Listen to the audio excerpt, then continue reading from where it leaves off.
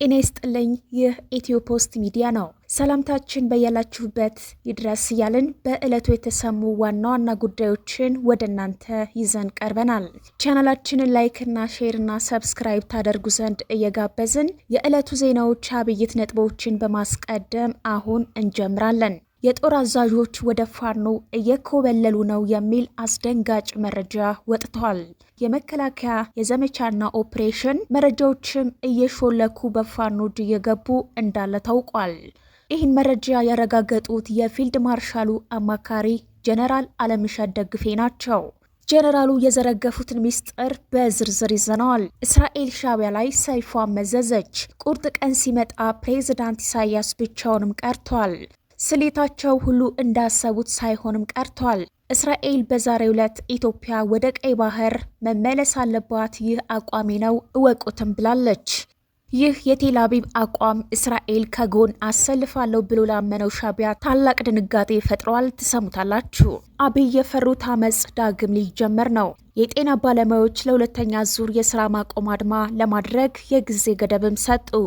ከዚህ ቀደም የቀረቡ ጥያቄዎች በአግባቡ ካልተመለሱ ሁለተኛ ዙር የስራ ማቆም አድማ እንደሚቀጥል የኢትዮጵያ ጤና ባለሙያዎች ንቅናቄ ለመንግስት በጻፈው ደብዳቤ አሳስበዋል። ዝርዝሩን ይዘናል። ጠቅላይ ሚኒስትር አብይ ከጀነራሉ ጋር በቤተ መንግስት ዝግ ውይይትም አደረጉ። ውይይቱ ሻዕቢያና አሰብ ላይ ያተኮረ መሆኑ ታውቋል። አሜሪካ አስመራንና አዲስ አበባ ወደ ጦርነት እንዳይገቡ እየተንቀሳቀሰች ነው። በዛሬው ዕለትም አንድ ጀነራሏን ወደ 4 ኪሎ ልካለች። በመረጃችን ተካቷል።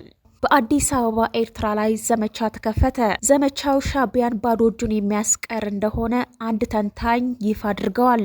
ዘመቻው ከዛሬ ጀምሮ እንዲጀመር አብይ ትዕዛዝ እንዳስተላለፉም ታውቋል። ታደምጡታላችሁ። የተወደዳችሁና የተከበራችሁ ተመልካቾቻችን እነዚህንና ሌሎች መረጃዎችን ይዘናል። አሁን ወደ ዝርዝሩ እናመራለን። እስራኤል ሻዕቢያ ላይ ሰይፏን መዘዘች።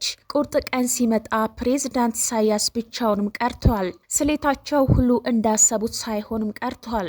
እስራኤል በዛሬው ዕለትም ኢትዮጵያ ወደ ቀይ ባህር መመለስ አለባት፣ ይህ አቋሜ ነው እወቁትም ብላለች። ይህ የቴል አቪቭ አቋም እስራኤል ከጎነተ አሰልፋለሁ ብሎ ላመነው ሻዕቢያ ታላቅ ድንጋጤ ፈጥሯል። ኢትዮጵያ በሰላማዊና ዲፕሎማሲያዊ መንገድ የባህር በር ለማግኘት የምታደርገውን ጥረት እስራኤል ሙሉ ለሙሉ ትደግፋለችም ተብሏል። ይህንን ያሉት በኢትዮጵያ የእስራኤል አምባሳደር አብርሃም ንጉሴ ናቸው። ኢትዮጵያ ለኢኮኖሚዋ ሉዓላዊነቷና ደህንነት የባህር በር እንደሚያስፈልጋት እስራኤል ታምናለች ያሉት አምባሳደር አብርሃም ንጉሴ እስራኤልም ኢትዮጵያ ለምታደርገው ጥረት በዲፕሎማሲ እና በሰላማዊ መንገድ ከኢትዮጵያ ጎን ናትም ብለዋል። ሁለቱ ሀገራት የአንድ ሳንቲም ሁለት ገጽታዎች ናቸው ያሉት አምባሳደር አብርሃም ሁለቱ ሀገራት ጥንታዊ እና ልዩ የሆነው የብዙ ዓመታት የዲፕሎማሲያዊ ግንኙነት ያላቸው መሆናቸው ተጠቅሷል። በዚህኛው ዘመንም ሁለት ሀገራት የሚተባበሩና የሚረዳዱ ናቸው ብለዋል። ይህንን ደግሞ በዓለም አቀፍ መድረክም በተባበሩት መንግስታት ድርጅት ጭምር እስራኤል ኢትዮጵያን ትደግፋለች፣ ኢትዮጵያም እስራኤልን ትደግፋለች ካሉ በኋላ ይህ መደጋገፍ ግን በኢኮኖሚውም በጤናውም በግብርናውም ያለ ነው ብለዋል። የእስራኤል ምክር ቤት አባል ጸጋ ፋንታሁን ዶክተር የኢትዮጵያ የባህር በር ጥያቄን በተመለከተ ሲናገሩ ኢትዮጵያ የባህር በር ጥያቄዋን በሰላማዊና በዲፕሎማሲያዊ መንገድ የማግኘት መብቷን የጠበቀ ነው ብለዋታል። በእስራኤል በኩል ኢትዮጵያ የባህር በር የማግኘት ጥያቄዋን የመቃወም አዝማሚያ እንደሌለ አንስተዋል። ኢትዮጵያ እንደገና መልሳ ወደ ቀይ ባህር ጠረፍ ብትመጣ አንደኛ ወዳጅ ሀገር ናት። በተጨማሪም እስራኤል ኢትዮጵያን መግቢያ በር አድርጋ ስትመለከታት ከሌሎች የአፍሪካ ሀገራት ጋር ያላትን ግንኙነት ለማጠናከር እንድታግዛ ትፈልጋለችም ብለዋል። አድማጮቻችን መረጃችን የቀጠለ ሲሆን በሌላ በኩልም የአልጀርስ ስምምነት ይሰረዝ በሚል ጥሪ የሀገር ውስጥ ዘመቻ ተጀመረ።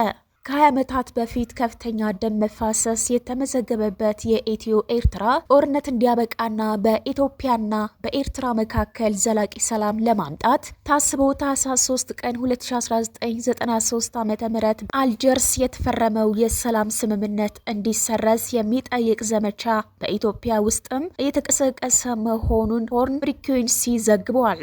የስምምነት በቀድሞ የኢትዮጵያ ጠቅላይ ሚኒስተር መለስ ዜናዊ እና በኤርትራው ፕሬዝዳንት ኢሳያስ አፈወርቅ የድንበር ጦርነት ለማስቆም የተደረገ ነበር። ይሁን እንጂ ስምምነቱ ተግባራዊ ባለመሆኑና በተለይም በድንበር ጉዳይ ላይ በነበረው አለመግባባት ሳቢያ ውሉ አሁን ላይ የሁለቱ ሀገራት ጥቅም በሚያሳካ መልኩ እየሰራ አይደለም የሚል አስተያየትም እየሰፋ መጥቷል። የኢትዮጵያ የባህር በር ጥያቄ ካነሳችበት ጊዜ ወዲህ በሁለቱ ሀገራት መካከል የቃላት ምልልስ መጠናከሩን ተከትሎ ኢትዮጵያ ስምምነቱን ሰርዛ አዲስና የቀይ ባህር ጉዳይ ያካተተ ድርድር ልታደርግ ይገባል የሚል ዘመቻ እየተስፋፋ መምጣቱን ያገኘነው መረጃ ያመላክታል። በሌላ በኩል ኤርትራ ውሳኔው ተግባራዊ እስካልሆነ ድረስ ሰላም አይኖርም በሚል አቋም በመቆየቷ ስምምነቱ ለረጅም ዓመታት ያለ ተግባር እንዲቆይ ምክንያትም ሆኗል። በመሆኑም ይህ ሰነድ ዓላማውን ባለማሳካቱና ተግባራዊነቱ ለዘለቄታው በመቆሙ ምክንያትም የሞተ ሰነድ ተደርጎ መታየት እንዳለበት የፖለቲካ ተንታኞች በተደጋጋሚ ሲገልጹ ቆይተዋል።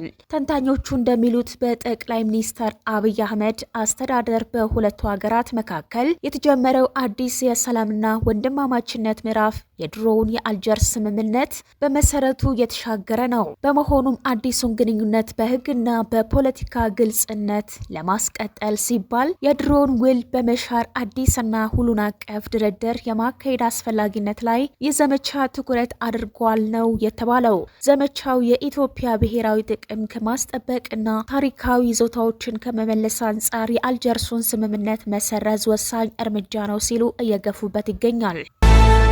ይህ በእንዲህ እንዳለ በሌላ በኩልም የጤና ባለሙያዎች ለሁለተኛ ዙር የስራ ማቆም አድማ ለማድረግ የጊዜ ገደብም ሰጡ። ከዚህ ቀደም የቀረቡ ጥያቄዎች በአግባቡ ካልተመለሱ ሁለተኛ ዙር የስራ ማቆም አድማ እንደሚቀጥል የኢትዮጵያ ጤና ባለሙያዎች ንቅናቄ ለመንግስት በጻፈው ደብዳቤ አስነብቧል። መንግስት በተለይ አንገብጋቢ ለተባሉ ለጤና ባለሙያዎች ጥያቄ በአፋጣኝ ምላሽ ካልሰጠ ሁለተኛ ዙር የስራ ማቆም አድማ ታህሳስ 1 2018 ዓ.ም ይጀመራል ተብሏል። ንቅናቄው ከዚህ ቀደም በግልጽ ተዘርዝረው የቀረቡ ጥያቄዎች አለመመለሳቸውን በመግለጽና አሁንም በግልጽ ባስቀመጣቸው የ12 ነጥቦች ምላሽ ከጤና ሚኒስቴርም ሆነ ከሚመለከታቸው አካላት የማይሰጥ ከሆነ ለቀጣይ ዙር የስራ ማቆም አድማና ሌሎች እርምጃዎችንም እንደሚወስዱ አስታውቀዋል። በአስቸኳይ መመለስ አለባቸው የተባሉ ጥያቄዎች መሆናቸው ለንቅናቄው ቅርበት ያላቸው ምንጮች ለሆርን ፍሪኩዌንሲ ገልጸዋል። በአስቸኳይ መመለስ አለባቸው የተባለው ጥያቄዎችም ከደሞዝና ጥቅማ ጥቅም ጋር የተያያዙ መሆናቸው ተመላክተዋል። አንደኛው አንገብጋቢ ነው የተባለው ጥያቄ በአዲሱ የደሞዝ ስኬል በሁሉም የጤና ተቋምና ከሌሎች በአስቸኳይ እንዲተገበር እና ለጤና ባለሙያዎች በተለየ ሁኔታ በድጋሚ የደሞዝ ማሻሻያ ይደረግ የሚል ነው። ሁለተኛው ደግሞ የትርፍ ሰዓት ክፍያ በአዲሱ የደሞዝ ስኬል እና መመሪያ መሰረት ከመስከረም ጀምሮ ታሳቢ ተደርጎ እንዲከፈል የሚጠይቅ ነው። የጤና ባለሙያዎች የትርፍ ሰዓት ክፍያ በአስቸኳይ በሀገር አቀፍ ደረጃ እንዲጀመርና በነባሩ ደሞዝ የተከፈላቸውም ቀሪ ታስበው እንዲከፈላቸው ንቅናቄውን አሳስበዋል። ሶስተኛው አንገብጋቢ ጥያቄ 30 ዓመት ሳይቀር የቆየው የቤት የተጋላጭነት የሙያ እና የመሳሰሉት የጤና ባለሙያዎች የጥቅማ ጥቅም ማሻሻያ በአስቸኳይ ይደረግ የሚል ነው። የጤና ባለሙያዎችን ታሳቢ ያደረገ ስርዓት ከመዘርጋት ረገድ በመንግስት በኩል ያሉ ቸልተኝነቶች እንዲታረሙ ንቅናቄው ጠይቋል። መንግስት የገባው ቃል አልፈጸመም በሚል ለሁለተኛ ዙር የስራ ማቆም አድማ ጥያቄዎቹን ለመመለስ የ20 ቀን ጊዜ ገደብ ተሰጥቶታል።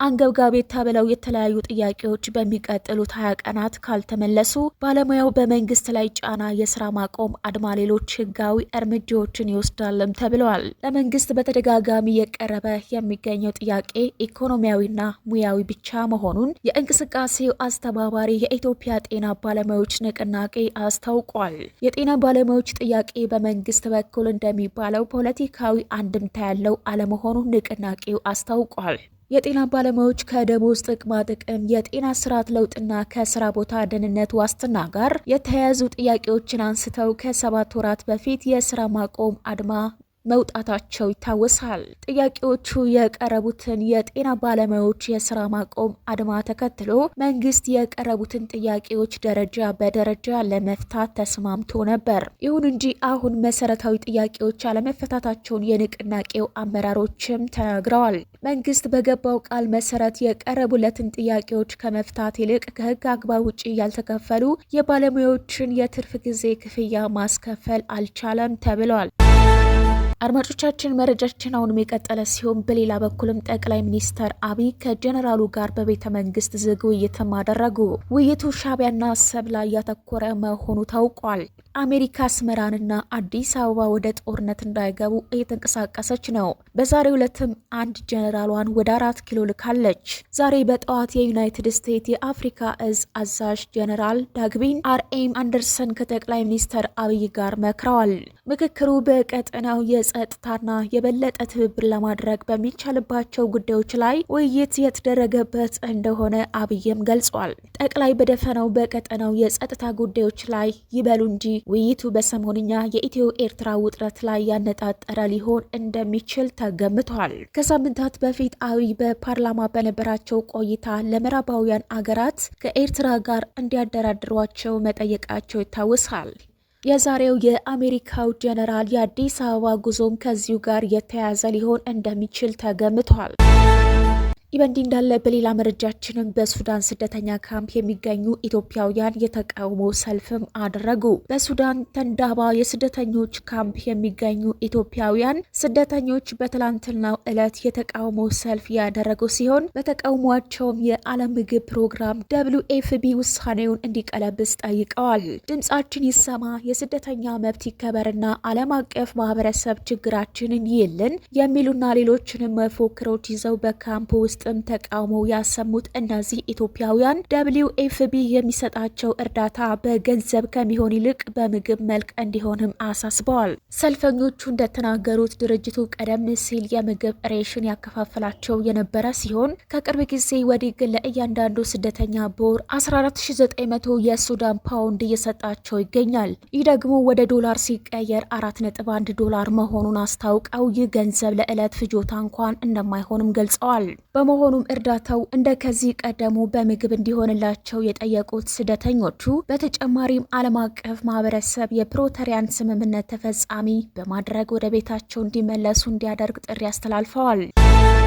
ይህ በእንዲህ እንዳለ በሌላ በኩልም የጦር አዛዦች ወደ ፋኖ እየኮበለሉ ነው የሚል አስደንጋጭ መረጃም ወጥቷል። የመከላከያው የዘመቻና ኦፕሬሽን መረጃዎችም እየሾለኩ በፋኖ እጅ እየገቡ እንዳለ ታውቋል። ይህን መረጃ ያረጋገጡት የፊልድ ማርሻሉ አማካሪ ጀነራል አለምሸት ደግፌ ናቸው። ጀነራሉ ያልጠበቀውን ጉድ ዘርግፈውታል።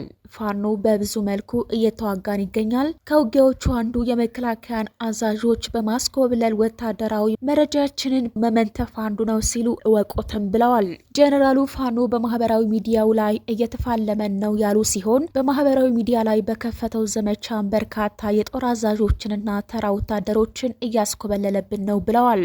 ይህ በእንዲህ እንዳለ በየቀኑ የሚኮበልለው ሰራዊት ቁጥር ያስበረገጋቸው የመከላከያ ጀነራሎች አስተላለፋቸውን ሊቀይሩ እያመነቱ መሆናቸው ተሰምቷል።